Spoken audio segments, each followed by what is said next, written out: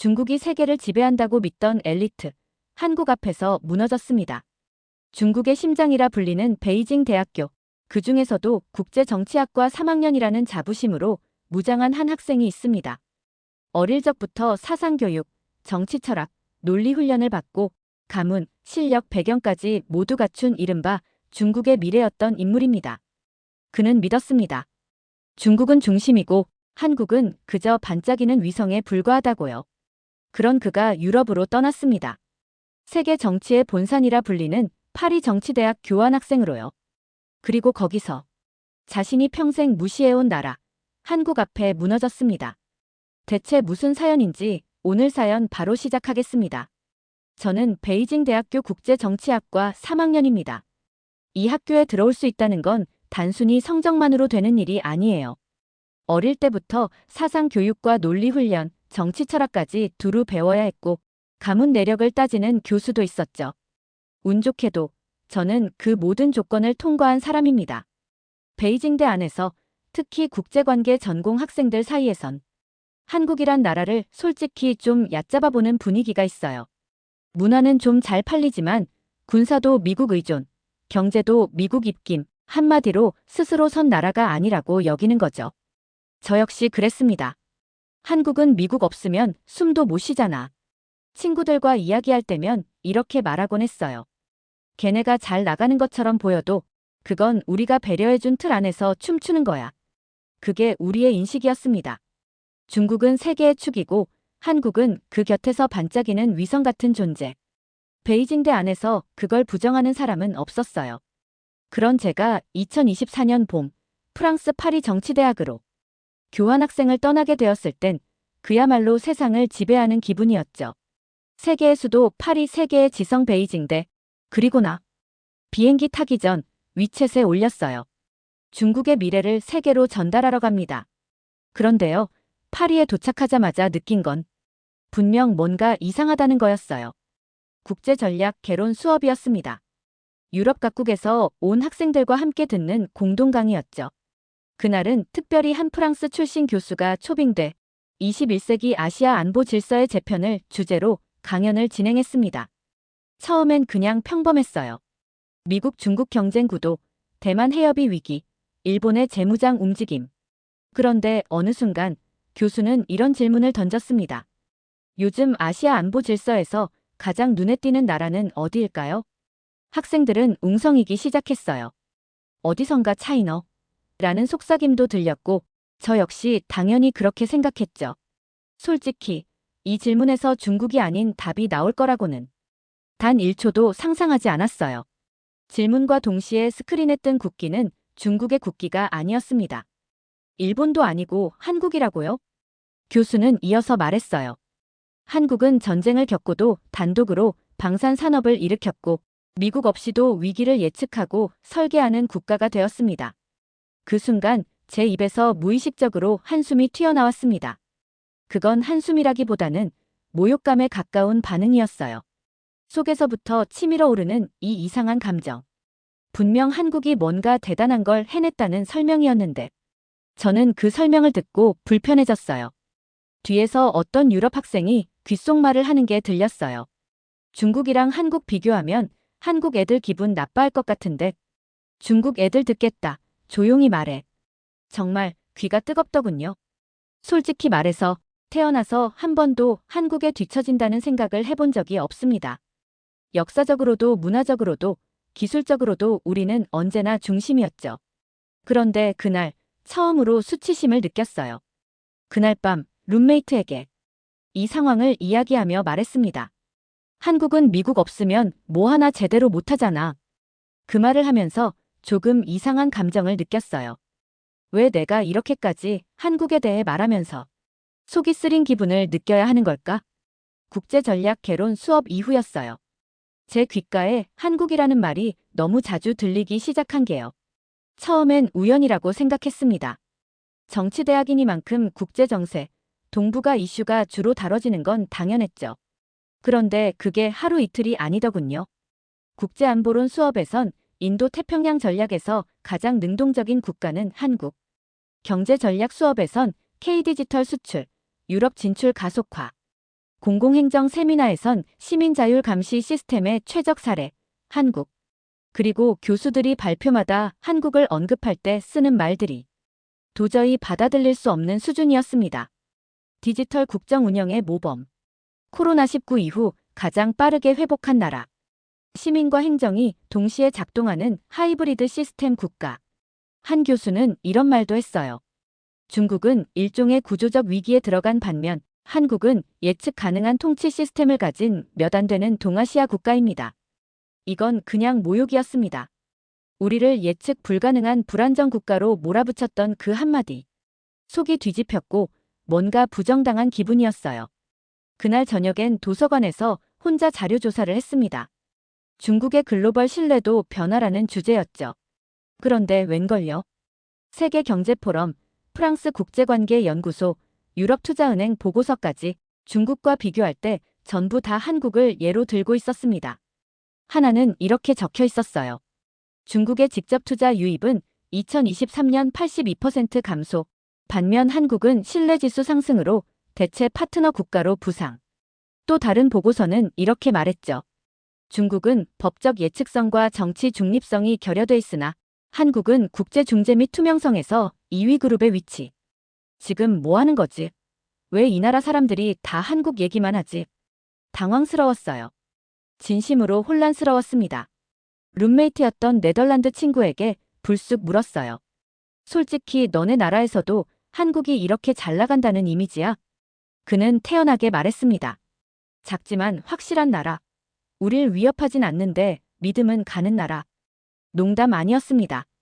그의 얼굴엔 냉정한 현실 인식이 있었어요. 그리고 저는 그때부터 확신했어요. 뭔가 완전히 뒤집힌 겁니다. 사실 저도 아예 몰랐던 건 아니에요.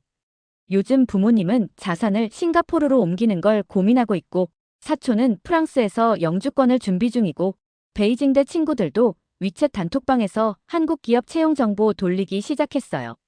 그런데도 저는 받아들이고 싶지 않았습니다. 우린 인구 14억의 대국이고, GDP 2위 국가고, 세계 2대 군사 강국인데, 왜 이 작은 국가가 유럽에서 이렇게 떠받들여지는 겁니까? 우린 대륙이고, 핵이 있고, 문명이 있고, 자산이 있는데. 당시 저는 스스로를 이렇게 설득했습니다. 그건 일시적인 거야. 원래 한국은 남의 프레임에서 잠깐 반짝하는 나라야. 결국 중심은 우리가 될 수밖에 없어. 유럽 교환학생 프로그램이 시작된 지 한 달쯤 되었을 때였습니다. 그날도 별일 없이 세미나실에 앉아 있었고, 주제는 EU와 아시아의 신뢰 파트너국이었어요. 그들이 꺼낸 나라는 또 한국이었습니다. 한국은 위기 이후 회복 지표가 가장 안정적인 국가입니다. 이유는 한국을 위기 발생 시 자동 조율 가능한 파트너로 간주합니다. 저도 모르게 손끝에 힘이 들어갔어요. 발표자가 넘기는 슬라이드마다 한국이라는 글자가 화면을 도배하고 있었거든요.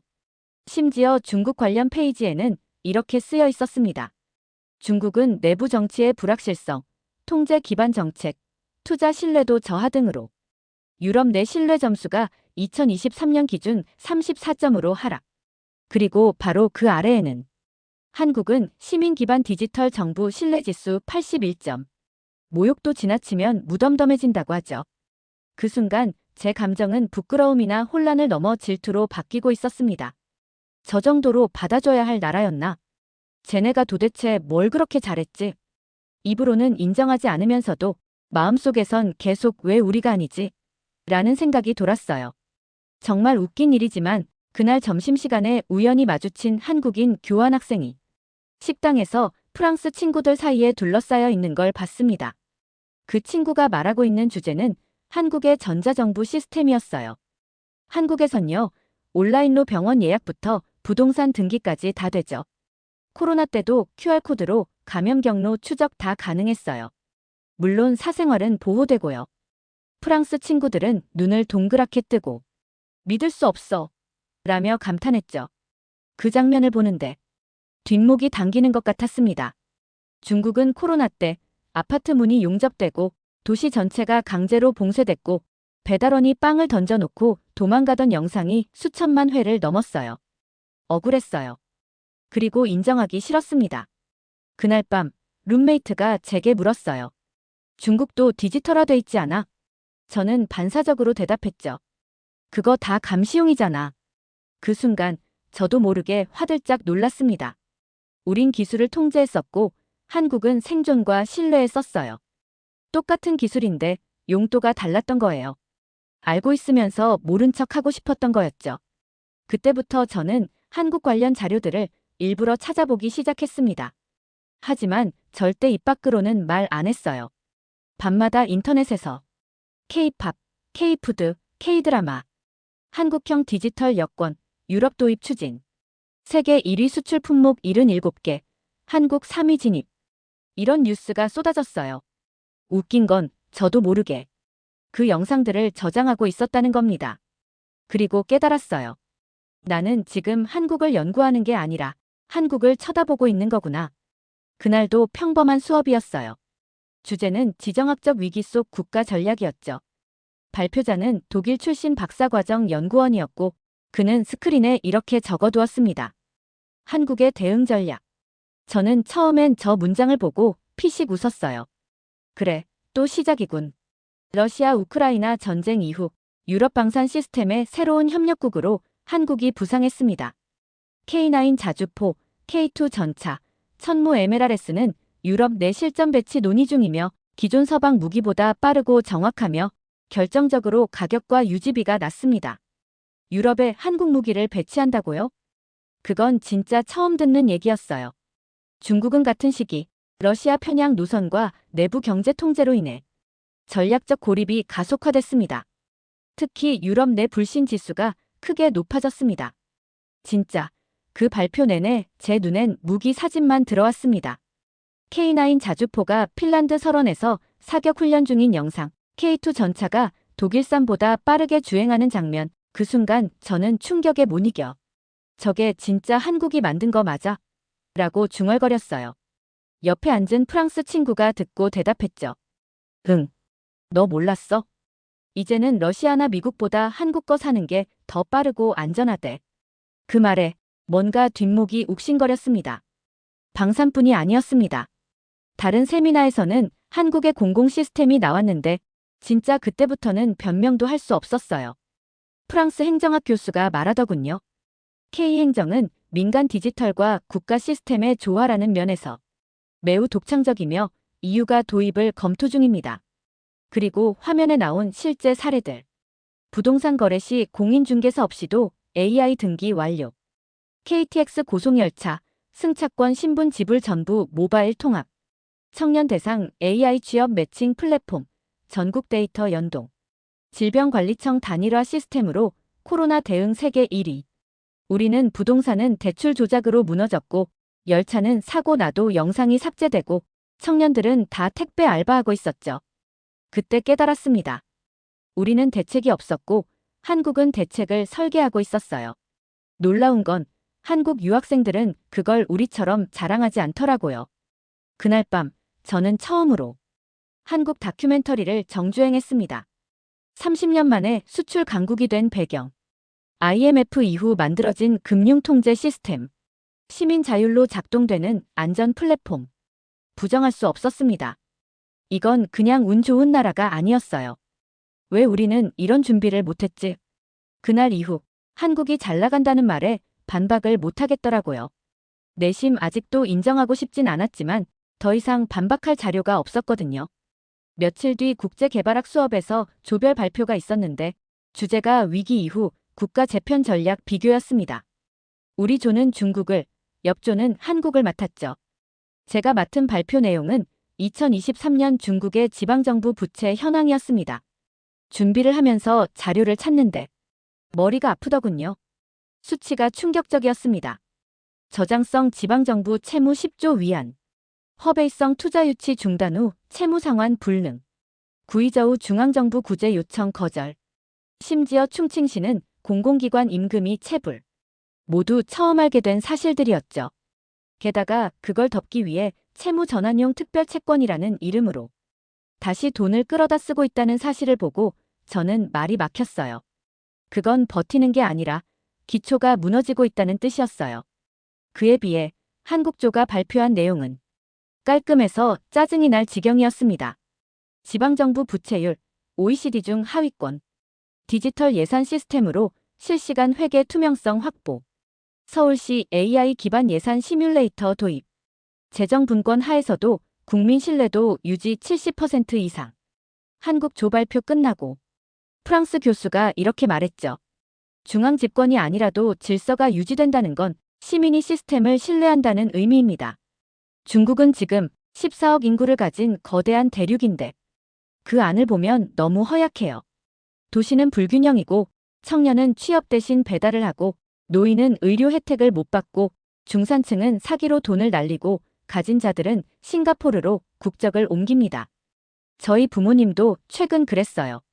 샤오롱아, 혹시 졸업하고 프랑스에서 머물 수 있으면 좀 알아봐라. 그 말에 저는 고개를 끄덕였지만 속으로는 분노가 치밀었어요. 왜 우리는 이렇게 된 걸까? 한국은 중국과 비교도 안 되게 작은 나라고 예전에 우리한테 조공을 바치던 나라였어요. 그런데도 저들은 정치가 민심을 무서워하고 공무원이 욕을 먹으면 물러나고 국민이 나라를 견딘다고 해요. 우리는 지도자를 비판하지 않습니다. 아니, 정확히 말하면 못해요. 입 밖으로 내는 순간 그 말이 어디까지 기록되고 누구에게 전해질지 아무도 장담할 수 없거든요. 정책이 실패하면요. 그건 늘 외부 탓입니다. 미국 때문이다. 일본 때문이다. 한국 때문이다. 그리고 시민들은요. 말하지 않고 도망쳐요. 생각해보면 저 역시 그 현실에서 도망치듯 유럽 교환학생 프로그램에 지원했는지도 모르겠어요. 당시엔 공부하고 싶어서라고 스스로 합리화했지만 지금 돌아보면 그게 전부는 아니었던 것 같아요. 프랑스에 와서 처음으로 알게 됐습니다. 우리가 얼마나 닫힌 세상에 살고 있었는지를요. 한 번은 수업 끝나고 로랑이라는 프랑스 친구가 말하더군요. 중국 사람들은 왜 자국 뉴스만 믿는 거야? 요즘은 VPN도 쉽잖아. 저는 아무 말도 못했어요. VPN을 쓰는 순간 자기 위치가 노출될 수도 있다는 두려움, 입을 열 수 없었고 속은 뒤틀렸습니다. 그리고 결정적인 순간이 있었어요.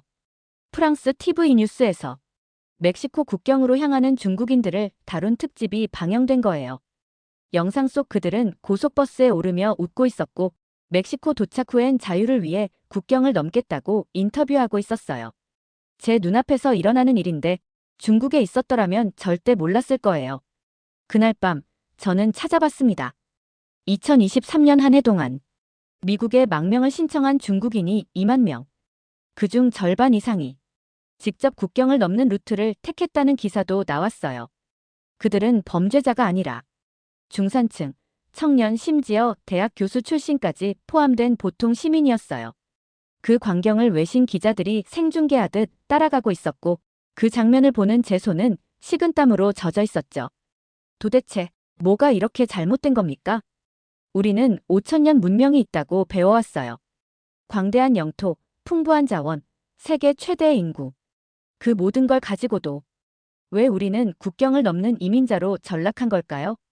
왜 우리는 한국처럼 다른 나라 사람들이 부러워하는 시민 국가가 되지 못했을까요?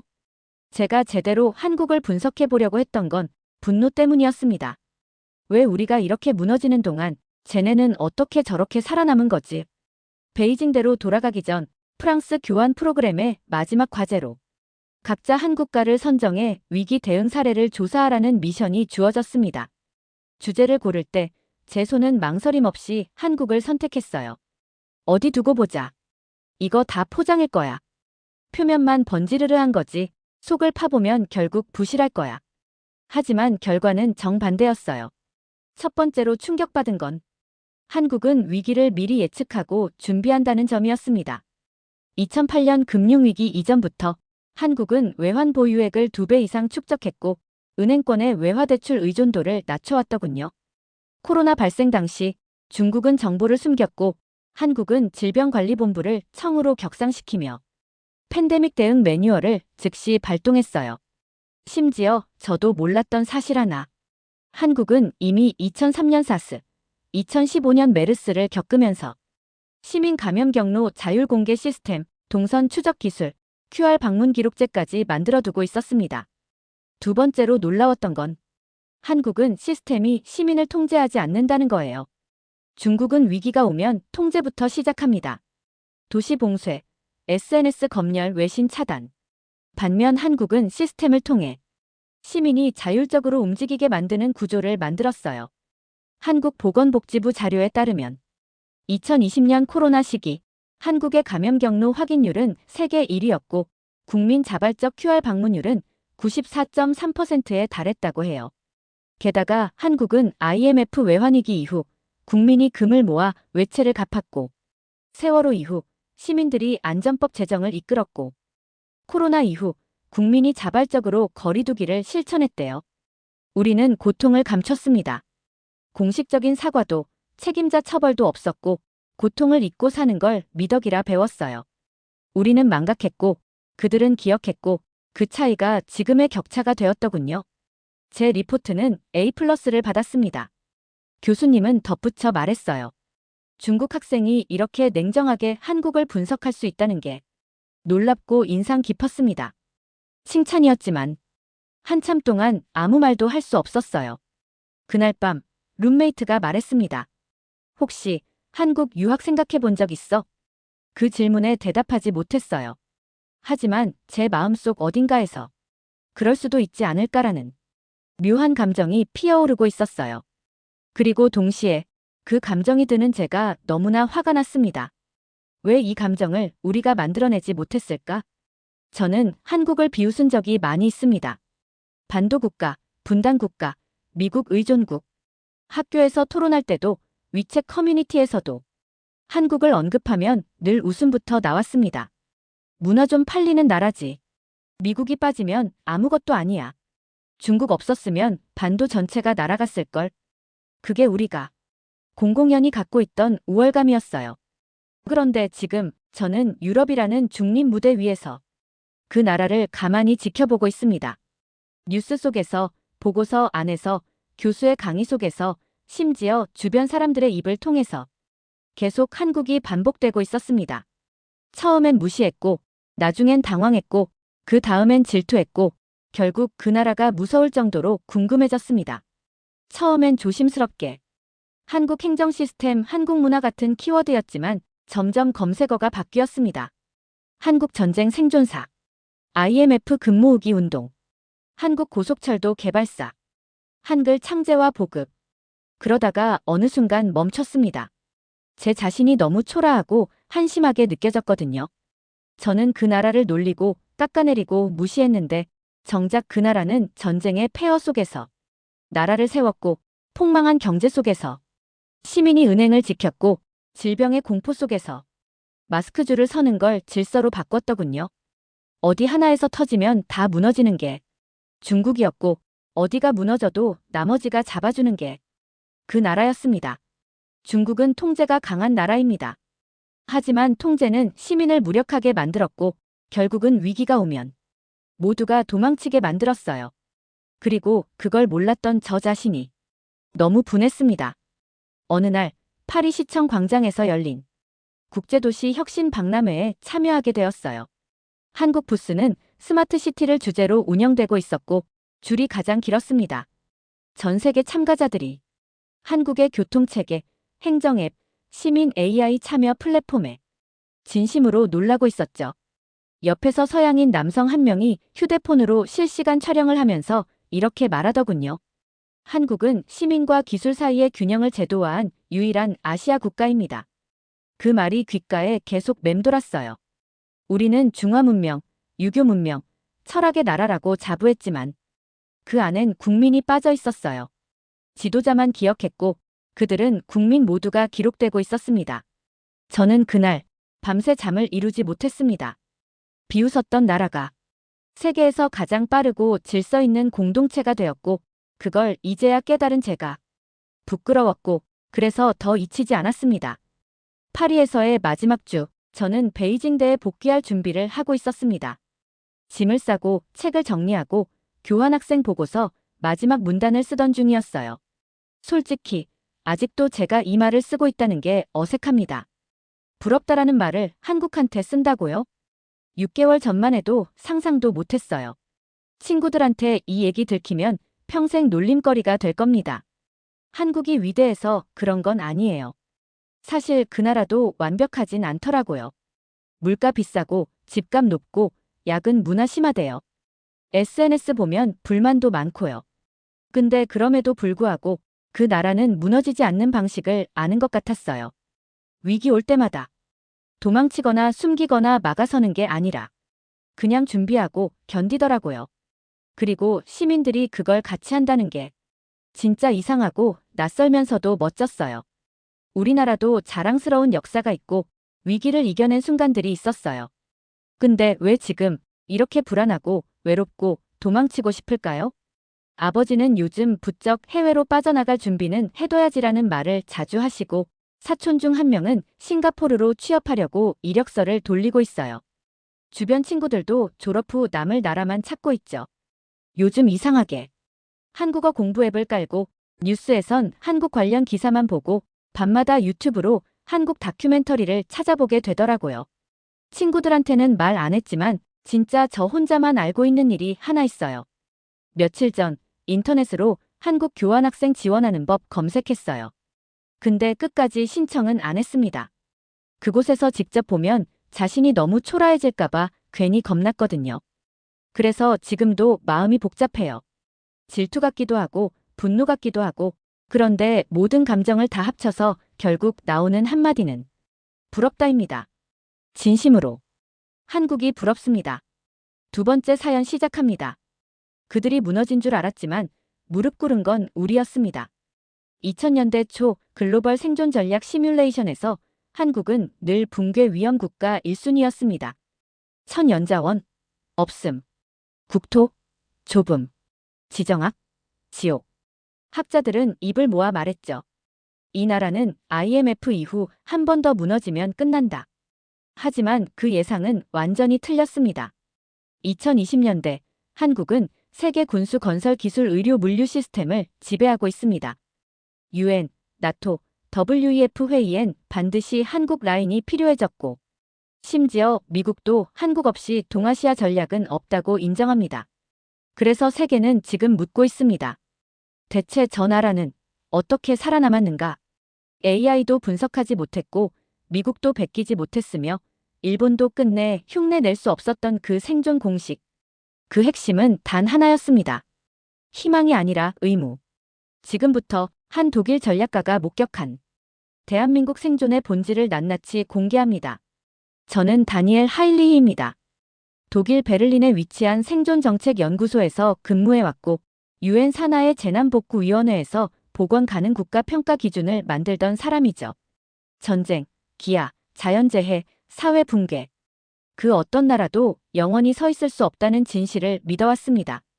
단지 복구의 속도와 양상이 다를 뿐 모든 국가는 결국 무너지고 다시 일어난다는 게 저희 분야의 전제입니다. 그런데 어딘가 이상한 나라가 있었습니다. 한반도라는 작은 반도 국가. 지리적으로도 자원적으로도 정치적으로도 늘 위험의 교차로에 서 있었던 이 나라가 왜 아직도 무너지지 않고 오히려 더 단단해지고 있는지 그 누구도 설명하지 못했습니다. 그래서 제가 직접 오게 된 거죠. 공식적으로는 보건력 평가를 위한 현장 연구이지만 확인하고 싶었습니다. 이 나라도 결국 무너지고 있었다는 증거를. 하지만 착륙한 지 사흘 만에 그 생각이 얼마나 오만했는지 깨달았습니다. 처음 서울에 도착한 날은 11월이었습니다. 공기가 건조했고 하늘은 희미하게 흐렸습니다. 그날 새벽 인천공항에서 서울역까지 이동하면서 유리창 너머의 도시에 집중했습니다. 고층 아파트, 질서정연한 도로, 바쁘게 움직이는 사람들. 표면적으로는 그저 번듯한 도시였죠. 하지만 저는 알고 있었습니다. 이 도시는 한때 잿더미 위에 서 있었던 곳이라는 걸요. 1950년 서울은 불바다가 됐습니다. 수도는 점령당했고 시민들은 남하했고 집들은 불탔고 아이들은 부모를 잃었습니다. 한국 전쟁 당시 미군 공중 촬영 자료를 수십 번 넘게 본 적이 있었습니다. 서울시가지 대부분이 붕괴되었던 기록이 있었죠. 도대체 이 나라가 언제, 어떻게 이만큼 회복했을까요? 무너진 도시가 이렇게 단단해지는 데 걸린 시간은 불과 반세기였습니다. 전쟁을 겪은 대부분의 국가는 30년에서 40년을 복구에 쓰고도 여전히 상흔을 가졌습니다. 하지만 한국은 그 폐허 위에 고속도로를 깔았고 아파트 단지를 세웠고 인터넷망을 박아 넣었더군요. 제게 가장 충격을 준 건 속도도 아니고 성과도 아니었습니다. 바로 이들이 그 일을 해야 했기 때문에 했다는 태도였습니다. 제가 만난 한 70대 할아버지는 말했습니다. 그때요. 무너졌다고 생각 안 했어요. 그냥 다시 지어야지 그 생각뿐이었죠. 그들은 누구의 지시를 받은 것도 아니었고 국가가 복구 계획을 세우기도 전에 삽을 들었고 군인도 공무원도 아닌 시민들이 먼저 움직였다는 기록들이 쏟아졌습니다. 부산 인근 한 폐교터에서 만난 역사 연구자에게 들은 말이 아직도 기억납니다. 전쟁 직후 학교가 무너지자 마을 사람들이 자기 손으로 다시 짓기 시작했어요. 아들, 딸이 배워야 하니까요. 그게 국가의 일인지 국민의 일인지 따지지 않았다고 합니다. 그냥 안 하면 안 된다는 생각이 전부였다고. 저는 그 순간 하나의 충격을 받았습니다. 생존이라는 개념 자체가 한국에선 좀 다르게 작동한다는 걸요. 유럽에서라면 도시가 폐허가 되면 시민들은 국가를 향해 소리칩니다. 왜 안 도와주냐고, 언제 고쳐줄 거냐고 말이죠. 하지만 이곳은 달랐습니다. 이들은 국가가 오기 전에 자기들이 먼저 움직였고 그것이 누군가의 책임이 아니라 자기 몫이라는 걸 너무 당연하게 받아들이고 있었어요. 심지어 그 시절 삽도, 포크레인도, 크레인도 없었습니다. 맨손으로 돌을 옮기고 진을 그리고 나무를 세우며 그들은 다시 마을을 일으켰다고 합니다. 이건 절대 기적이 아니죠. 기적이라면 감동받고 박수치면 되지만 이건 누군가의 책임으로 이루어진 구조물이었거든요. 서울의 야경을 처음 본 날 밤, 저는 숙소 옥상에 올라가 도시를 내려다보았습니다. 아름다웠습니다. 그런데 이상하게도 눈물이 날 것 같았어요. 이 모든 빛들이 희망이 아니라 책임진 사람들의 의무감이 만든 결과라는 걸 깨달았기 때문이죠. 그 어떤 국가도 폐허 위에서 이토록 조용하게, 그러나 단호하게 다시 일어서지는 못했습니다. 두 번째로 충격을 받은 순간은 예상치 못한 장소에서 찾아왔습니다. 전쟁의 폐허를 뒤로하고 이제는 시간이 흘러 안정을 되찾았다는 도시에 믿을 수 없는 과거를 들춰낸 현장에 서 있었습니다. 부산 근교의 한 작은 마을, 지도에는 거의 나오지 않는 위치였습니다. 하지만 바로 그곳에서 저는 이 나라가 살아남은 이유를 또 한 번 눈으로 확인했습니다. 이 학교는 우리 아버지가 지은 거예요. 그 말을 꺼낸 사람은 지역문화재청에서 일하는 40대 남성이었습니다. 그는 무너진 담장 옆 덩굴로 뒤덮인 오래된 건물잔에 앞에서 말없이 섰죠. 1952년 겨울 마을의 아이들이 수백 명이었는데 학교가 다 무너졌대요. 군인이 오지도 않았고 공무원도 안 왔죠. 그래서 어른들이 지었대요. 믿기 힘들었습니다. 전기공사도 수도도 안 들어온 그 산속 마을에서 도대체 어떻게 학교를 지었다는 걸까요? 그가 건네준 건 수첩이었습니다. 낡고 빛바랜 공책엔 이런 문장이 또박또박 적혀 있었죠. 아이들이 얼어 죽지 않게 담요를 창문에 붙였다. 책상 대신 마을 사람들이 나무를 잘라 걸상과 판자를 깎았다. 아이들을 가르칠 교사는 마을에서 서울로 사람을 보내 직접 구해왔다. 전문성도 없고 장비도 없고 돈도 없던 사람들이 아이들이 글자를 배워야 한다는 이유 하나로 학교를 다시 세웠습니다. 그걸 보며 오랜 시간 생각에 잠겼습니다. 이게 진짜 복원이고 진짜 시스템이라는 걸 처음으로 실감했기 때문입니다. 그들은 전쟁 직후의 절망 속에서 희망을 기대한 게 아니었습니다. 단지 해야 했기 때문에 한 거였죠. 아니면 그 아이들이 배울 곳이 없고 그 아이들이 배우지 못하면 이 마을은 끝이라는 걸 너무 잘 알고 있었던 겁니다. 책도 없고 선생님도 없고 건물도 없었지만 수업은 했어요. 그 말에서 이 민족의 진짜 무기를 본 듯 했습니다. 이 나라의 생존력은 구조가 아니라 책임지고 일어서는 개인들에서 비롯됐다는 걸요. 그는 마지막으로 이렇게 말했습니다. 아버지는 학교를 세우느라 나중에 돈이 없어서 집을 팔았어요. 근데 한 번도 후회 안 하셨대요. 교실에 아이들이 앉아있던 모습만으로 됐다고요. 돌아오는 차 안에서 오랫동안 침묵했습니다. 보통은 국가가 복원하고 국민은 기다립니다. 하지만 이곳에선 국민이 먼저 복원하고 국가는 나중에 따라오는 나라였던 겁니다. 여기서 끝이 아니었습니다. 서울로 돌아와서 관련 자료를 조사하던 중 충격적인 사실 하나를 더 마주하게 됐습니다. 전쟁 직후 약 1,500개 이상의 초등학교가 정부 지시가 아니라 마을 단위의 자발적 시공으로 세워졌다는 기록이었습니다. 목수도 아니고 건축가도 아니고 농부, 어부, 탄광 노동자들이 직접 지붕을 올리고 마룻바닥을 깔았다는 자료였죠. 이걸 누가 시켰을까요? 정부가 아니었습니다. 그냥 마을 사람들이 했습니다. 자기 아이들을 위해서. 내가 굶더라도 내 아이들만은 나처럼 살지 않기를 바란다는 이유로. 그날 밤 처음으로 제 분석 노트에 한 글자도 적지 못했어요. 논리로는 도저히 설명되지 않았기 때문입니다. 이건 통계가 아니라 정신이 만든 복구 모델이었습니다. 그리고 이제야 알 것 같았습니다. 이 나라가 어떻게 전쟁을 통과했고 왜 지금까지 무너지지 않았는지를요. 서울에 돌아온 지 며칠 뒤 충격이 식기도 전에 또 다른 장면을 목격하게 되었습니다. 이번에는 오래된 기록이나 자료가 아니라 생생한 영상과 살아있는 증언이었습니다.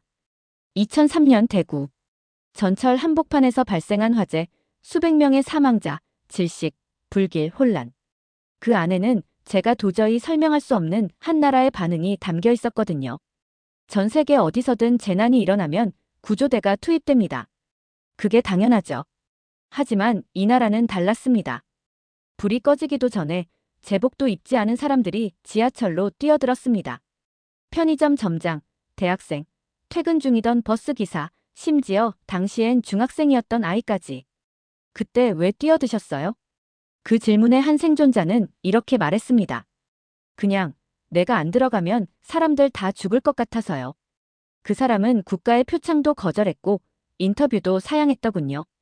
그 순간에 멈췄으면 평생 후회했을 거예요. 그게 전부였습니다. 저는 수없이 많은 국가의 위기 반응 시스템을 분석했습니다. 몇 초 안에 출동하는 구조대, 헬기, 특수팀. 하지만 한국은 이상했습니다. 전문 구조팀이 아니라 일반인이 먼저 움직였다는 그 사실 하나가 세계 어느 생존 매뉴얼에서도 본 적이 없던 사례였거든요. 이건 문화일까요? 아니면 교육? 그건 역할이 아니라 의무감이었습니다. 그날 지하철역엔 지시받은 사람보다 자기 발로 움직인 사람이 더 많았어요. 그 말을 꺼낸 건 당시 20대 초반의 간호학과 학생이었습니다. 심폐소생술 자격증이 있다는 이유만으로 자신도 그 혼란 속에서 20명 넘게 응급처치를 했다고 했죠. 그 사건 이후 수많은 언론이 그들을 영웅이라 불렀습니다. 하지만 정작 본인들은 고개를 저었죠. 영웅이 아니라고요. 그냥 할 일을 한 것뿐이라고 했습니다. 한 노숙인이 당시 자신도 구조에 가담했다는 이야기를 들려주었을 땐 말문이 막혔습니다. 나 같은 놈도 도울 수 있었어요. 그 말은 찢어진 사회의 틈에서 튀어나온 희망이 아니라 남아야 할 자리에 대한 처절한 자의식이었습니다. 비명소리가 울려도 뛰었고 연기가 자욱한 터널 속에서도 누군가는 끝까지 손을 놓지 않았습니다. 이 나라 사람들은 그렇게 움직였습니다. 감정으로가 아니라 책임으로.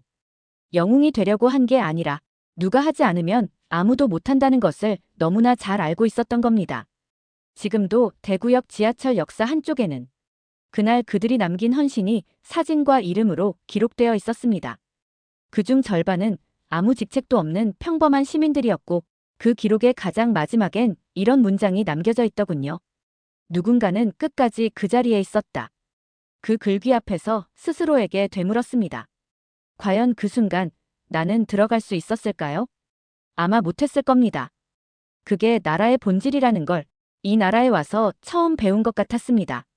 세 번째 기록을 마친 뒤 한 가지 의문이 생겼습니다. 이들의 책임감은 어디서부터 시작된 걸까? 의무라는 감정은 학습될 수 있는 걸까? 누가 시키지 않았는데도 움직이는 사람들, 그들은 대체 어디서 그런 기준을 배운 걸까? 그 답을 찾기 위해 경기도 외곽의 작은 초등학교를 찾았습니다. 지금은 도시 개발로 인해 대부분의 시골 학교가 폐교되었지만 이곳은 여전히 몇 명의 아이들과 함께 살아 숨쉬는 교실을 유지하고 있었습니다. 그리고 그 교실의 한가운데 한 사람을 만났습니다. 저는 박수님이라고 합니다. 올해로 68살이고요. 여기에서만 40년을 가르쳤습니다. 은퇴했지만 지금도 무료 방과 후 교실에서 자원봉사를 한다는 이분은 처음부터 끝까지 당연하듯 행동하시는 분이었습니다. 예전엔 교실이 없었어요. 마당에 돗자리 깔고 했죠. 겨울엔요? 방에 있는 연탄난로를 마을에서 가져왔어요. 창문은 없으니 비닐로 막고 바람 들어올 땐 애들이 종이로 막았죠. 그녀는 웃으며 말씀하셨지만 그건 웃을 이야기가 아니었습니다. 힘들어서 포기하고 싶은 적 없으셨어요? 제가 그렇게 묻자 그녀는 조용히 창밖을 보며 말했습니다. 글쎄요, 애들이 기다리니까 왔던 것 같아요. 이 나라는 교사가 수업을 하는 이유조차 의무였던 나라였습니다. 희망. 그 단어는 그녀의 어휘 속에 없었습니다. 단지 오늘 수업을 하지 않으면 아이들이 내일 아무것도 모른 채 자라날 것이고 그럼 이 나라엔 미래가 없다는 걸 너무나 잘 알고 있었던 사람. 박 선생님의 이야기 속엔 화려한 장학금도 없었고 수상 이력도 없었지만 가장 위대한 지속이 있었습니다. 그녀는 한 번도 결석하지 않았고 자신이 병들었을 때조차 마을 사람들이 등을 밀며 학교까지 데려다 줬다고 하셨습니다. 선생이 안 오면 학교가 문을 닫으니까요. 그곳은 제도나 시스템이 학교를 움직이는 곳이 아니었습니다. 한 사람, 단 한 사람의 의무감이 이 나라의 교육을 굴리고 있었던 겁니다. 이 나라에서 수업이란 시간표에 따라 움직이는 제도가 아니라 아이들이 나를 기다리고 있다는 감정에서 비롯된 행동이었던 것이죠. 다시 말해, 여기선 교사가 오면 학교가 열리고 교사가 쉬면 학교가 쉬는 나라였습니다. 그건 너무도 놀라운 일이었고 그 한 사람을 위해 마을 전체가 움직였다는 사실은 저에게 공공 시스템이라는 개념을 완전히 다시 쓰게 했습니다. 그녀와 헤어진 뒤 학교 건물 뒤편을 천천히 둘러보았습니다. 잔디가 자란 운동장, 낡은 정글짐, 그리고 마을 주민들이 직접 만든 듯한 작은 화단. 모든 것이 인위적이지 않았고 오히려 숨을 쉬는 듯 따뜻했습니다. 그날 저녁 박 선생님께서 주신 옛 교재를 넘겨보았습니다. 그 위에 아이들의 이름이 또박또박 적혀 있었고 받침 있는 글자는 이렇게 읽어요라는 문장이 적혀 있었습니다. 그날 밤 서울로 돌아오는 길에서 문득 내 나라의 교육 시스템이 떠올랐습니다. 예산이 줄면 교사가 줄고 교사 수가 줄면 수업의 질이 무너지고 그 무너진 시스템 위에 책임 회피 보고서가 올라오던 현실. 그리고 저는 또 한 줄을 메모했습니다. 이 나라는 교육을 선택하지 않았다. 교육을 의무라고 선언한 국민들이 있었기에 이 나라는 멈추지 않았다. 그리고 그날 밤 결심했습니다. 보건력이란 단어, 그 정의 자체를 바꿔야겠다고요. 시스템을 재건하는 게 아니라 책임지는 사람이 남아있느냐 없느냐가 진짜 보건력이란 걸. 서울로 복귀한 다음 주 무심코 영상 속 짧은 장면 하나에 시선을 빼앗겼습니다. 화면 속에는 사람들이 훈련을 받고 있었죠. 민방위. 제가 유럽에서 수십 년을 연구해온 분야 중 하나지만 이토록 철저하고 일상화된 시스템은 처음 봤습니다. 더 놀라운 건 그들이 현역 군인도 아니고 퇴역 장성도 아닌 평범한 회사원, 택배기사, 자영업자들이었다는 사실이었습니다. 형식적인 제도 아닌가요? 제가 그렇게 묻자 한 참가자는 이렇게 대답했습니다. 이 나라에 사는 한 지켜야 할 건 지켜야죠. 그들은 병역을 마치고도 해마다 훈련을 받으며 전시 상황에 대비하는 일상을 유지하고 있었고 그 훈련엔 귀찮음이나 짜증보다는 이상할 정도의 담담함과 체념에 가까운 책임감이 깔려 있었습니다. 저는 예비군 부대장을 인터뷰했습니다. 그는 말했죠. 우리는 제복을 벗었지만 마음은 여전히 전투복을 입고 있어요. 누가 시키지 않아도 비상 상황이 오면 당연히 뛰어나가야 한다는 전제. 그것이 이 나라 사람들에겐 훈련된 행동이 아닌 내재된 본능이었습니다. 심지어 젊은 세대조차 이 흐름을 당연하게 받아들이고 있었습니다. 20대 중반의 한 참가자는 이렇게 말했습니다. 전쟁요? 안 났으면 좋죠. 근데 난다면 제일 먼저 나가서 지킬 겁니다. 그건 국가가 주입한 사명감이 아니었습니다. 사회가 강요한 충성도 아니었습니다. 그들은 자기 자리를 지킨다는 개념 하나로 국가 방어선의 일부가 되고 있었습니다. 유럽에서라면 상상도 못할 일이죠. 우리는 전시 상황이 되면 대피소부터 찾습니다. 하지만 이 나라는 대피보다 진입을 먼저 고민하는 사람들이 있었습니다. 며칠 뒤 저는 국방부 산하 시민교육센터에 방문해 강의를 참관했습니다. 강사로 나온 인물은 60대 중반의 전직 해병대 장교였고 강의 대상은 일반 시민, 심지어 여성과 고등학생까지 다양했습니다. 그는 말했습니다. 전쟁은 군인이 치르는 게 아닙니다. 전쟁은 국민이 견디는 겁니다. 누구도 그 말에 반박하지 않았습니다. 이 나라의 방어력은 미사일 숫자가 아니었습니다. 도발에 대응하는 훈련된 손, 각자 맡은 구역을 책임지는 눈, 전선을 나누지 않고 자신을 그 선이라 여기며 살아가는 태도. 그게 바로 이 나라의 진짜 전력이었습니다. 강의가 끝난 뒤 한 참가자와 대화를 나눴습니다. 전 평범한 사람입니다. 내 나이 60대 후반이지만 전쟁 났을 때 총 한 자루만 쥐어준다면 이 나라를 위해서 자원 입대할 겁니다. 즉시 노트에 써넣었습니다. 이 나라는 단지 생존을 준비한 게 아니다. 버티는 자리를 지킬 각오를 수천만이 동시에 공유한 나라다. 우연히 다큐멘터리를 보게 되었습니다. 한국의 버스 기사, 지하철 역무원, 편의점 점주, 그리고 건설 현장 노동자의 하루를 담은 작품이었죠.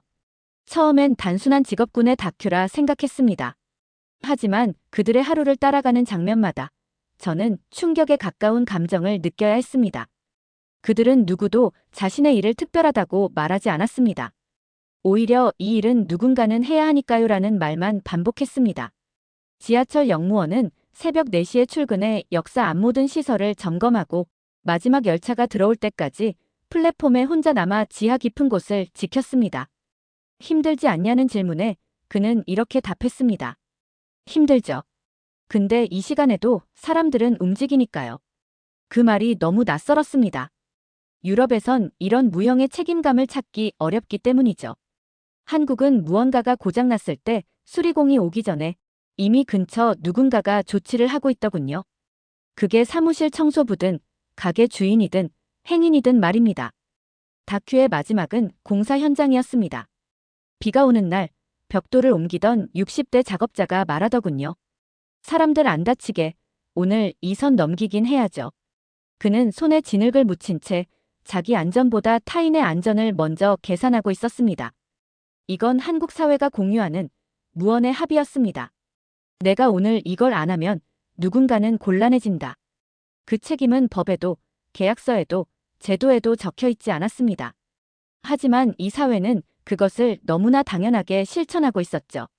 그날 밤 공동체라는 단어를 사전에서 찾아 다시 읽었습니다. 공동체란 같은 이익을 위해 뭉친 사람들의 집단이라 적혀 있었지만 한국은 달랐습니다. 이익이 아니라 책임 때문에 뭉친 집단, 그리고 그 책임을 자기 역할로 받아들이는 국민들. 다큐멘터리의 마지막 장면엔 이렇게 적혀 있었습니다. 누군가 이 자리를 지켜주지 않았다면 오늘 당신의 하루는 시작되지도 않았을 것이다. 그 문장을 보며 이런 생각이 들더군요. 이 나라는 정이 아니라 냉정하게 자리를 지킨 책임으로 돌아가는 나라구나. 다음 날 저는 직접 다큐멘터리에 등장했던 편의점을 찾아가 보기로 했습니다. 서울 외곽 번화가와는 거리가 먼 작은 골목 어귀에 위치한 가게였죠. 그곳 주인은 밤새 근무를 마친 뒤에도 가게 정리를 쉬지 않고 하고 있었습니다. 조심스럽게 인사를 건넸고 다큐에서 인상 깊게 봤다는 말을 전했습니다. 그녀는 손을 멈추지 않은 채 이렇게 말하더군요. 새벽 5시에 손님 한 명이 꼭 와요. 그분은 새벽 청소하러 가는 분인데 여기서 간단하게 식사를 하고 가세요. 그 사람이 있기 때문에 내가 이 시간에 이 자리에 있어야 한다는 생각. 그게 한국이라는 사회를 움직이고 있었습니다. 한국인은 부탁받기 전에 움직인다. 지시가 없을수록 더 빨리 움직인다. 책임은 외부에서 주어지는 것이 아니라 내 자리라는 자각에서 비롯된다. 그날 밤 숙소 창가에 앉아 도시의 불빛을 바라봤습니다. 차들이 끊임없이 움직이고 지하철은 새벽까지 달렸고 편의점엔 사람들이 들어갔다 나왔다를 반복했죠. 도시는 자고 있었지만 완전히 멈추지는 않았습니다. 이 많은 시스템이 움직이는 이유는 무엇일까? 답은 간단했습니다. 누군가가 그 자리를 지키고 있었기 때문입니다. 한국은 시스템이 강한 나라가 아닙니다. 사람이 자리를 떠나지 않기 때문에 유지되는 나라였습니다. 그 확신을 더 굳히게 된 건 서울역 광장에서 만난 어떤 중년 남성 때문이었습니다. 추운 날씨에도 불구하고 그는 낡은 점퍼 한 벌로 노숙인들에게 따뜻한 국밥을 나누고 있었습니다. 이 일을 왜 하세요? 나도 노숙인 시절이 있었어요. 그때 받았던 거 갚는 겁니다. 그는 자신을 돕는 사람이라고 생각하지 않았습니다. 그저 받은 걸 돌려준다고 생각하는 사람이었죠. 서울역 인근에는 노숙인들이 살고 있었습니다. 그는 그중 몇 사람의 이름을 알고 있었고 그들의 병력까지 기억하고 있었습니다. 가족도 없으니까요. 누군가는 기억해줘야죠. 저는 외국인이고 아무것도 모르는 사람이었지만 그는 묻지 않았습니다. 그날 밤 잠들지 못한 채 오랫동안 생각했습니다. 이 나라 사람들은 자기가 맡은 자리가 무너지는 걸 두려워합니다. 그래서 버팁니다. 그래서 무너지지 않습니다. 유럽이라면 국가가 시스템을 멈추면 사회가 정지합니다. 하지만 이 나라는 국가가 아무 말이 없어도 사람들이 자기 자리를 지켜 사회가 계속 굴러가고 있었습니다. 그리고 처음으로 의무라는 단어가 얼마나 무거운지, 얼마나 따뜻한지, 얼마나 강력한 힘을 가지는지 체감했습니다. 이 나라는 끝까지 남아있는 사람들 때문에 유지되고 있었습니다. 도망치지 않은 사람, 비워두지 않은 자리, 묵묵히 책임을 감당한 이름 없는 시민들. 다음 날 다시 서울역을 찾았습니다. 이번에는 누군가의 손에 이끌려서가 아니라 그 자리를 다시 확인하고 싶어서였습니다. 어제 봤던 봉사팀은 없었지만 그 자리엔 다른 사람들이 있었습니다. 그들이 일시적인 온정을 베푼 게 아니란 걸 직감할 수 있었어요. 한국은 누군가를 도울 때 그 사람이 누구인지보다 그 순간 자리를 비워선 안 되는 상황인지를 먼저 본다는 사실을 뒤늦게 알게 된 겁니다. 며칠 뒤 한국을 떠나기 전 마지막 인터뷰를 잡았습니다. 제가 찾아간 곳은 서울 은평구의 작은 마을 도서관이었고 그곳에서 매일 저녁 아이들에게 책을 읽어주는 자원봉사자를 만났습니다. 일과 끝나고 피곤하지 않으세요? 그는 웃으며 대답했습니다. 피곤하죠. 그런데 안 오면 애들은 기다리는 겁니다. 그 안엔 한국이라는 사회의 본질이 담겨 있었습니다. 기다리는 사람을 실망시키지 않겠다는 조용한 맹세. 그것이 어쩌면 이 나라가 그토록 많은 위기에도 무너지지 않고 늘 다시 일어설 수 있었던 이유가 아니었을까요? 이 나라는 자기 자리에서 묵묵히 남아있는 사람들로 인해 존재하고 있었습니다. 독일로 돌아가는 날 마지막 결정을 내렸습니다. 지금껏 써온 수백 페이지 분량의 원고를 모두 버리기로 한 것이었죠. 이 나라에 처음 왔을 때 가지고 있던 잣대와 분석 기준으론 한국을 설명할 수 없다는 걸 인정해야 했기 때문입니다. 제가 배운 모든 이론은 재난에 대처하는 시스템, 복구 속도, 예산 동원력을 평가하라 했습니다. 하지만 한국은 그런 분석의 틀을 끊임없이 비웃고 있었습니다. 이 나라는 공식과 데이터를 따르지 않았습니다. 사람이 있었고 그 사람이 자리를 지켰고 그래서 이 나라는 여전히 살아있었습니다. 출국 전 최종 보고서를 새롭게 다시 쓰기 시작했습니다. 제목은 이렇게 붙였습니다. 이 나라는 희망이 아니라 의무로 버텨왔다. 지금 제 손에는 그 문장으로 시작되는 보고서가 있습니다. 그 첫 페이지에 적은 결론은 다음과 같았습니다. 한국은 기적이 아니다. 기적처럼 보이지만 그 이면엔 자기 자리를 포기하지 않은 사람들이 있었다. 지시받지 않고 촉구받지 않고도 스스로 움직인 수백만 명의 의무감이 이 나라를 다시 일으켰다. 이 나라의 생존력은 정책이 아니라 사람이었고 그 사람들은 늘 같은 자리에서 눈에 띄지 않게 묵묵하게 그러나 단단하게 의무라는 갑옷을 입고 서 있었습니다. 그리고 그들을 보며 스스로 묻게 되었습니다. 나는 내 자리에서 과연 끝까지 남아있을 수 있었을까? 국밥을 나눠주던 사람, 벽돌을 옮기던 노동자, 첫 차를 기다려주던 버스기사, 교실을 닫지 않았던 노교사, 그리고 아무도 몰랐던 누군가. 그들은 모두 한국이라는 이름을 걸치지 않았습니다. 그저 내 역할을 할 뿐이라는 생각 하나로. 역사도, 전쟁도, IMF도, 팬데믹도 버텨낸 민족이었습니다. 독일로 돌아와 작성한 보고서의 마지막 장에는 이렇게 적었습니다. 한국은 국가가 강해서 버틴 나라가 아니다. 자리를 떠나지 않은 사람들, 그들이 이 나라의 뼈대를 이루고 있었다. 영상 일부는 무료 영상 소스를 활용했으며 편집 및 내용 구성은 감동탐험이 직접 진행했습니다. 사연 이야기가 좋았다면 구독과 댓글로 남겨주세요. 더 재미있는 사연으로 돌아오겠습니다. 이상 감동탐험이었습니다.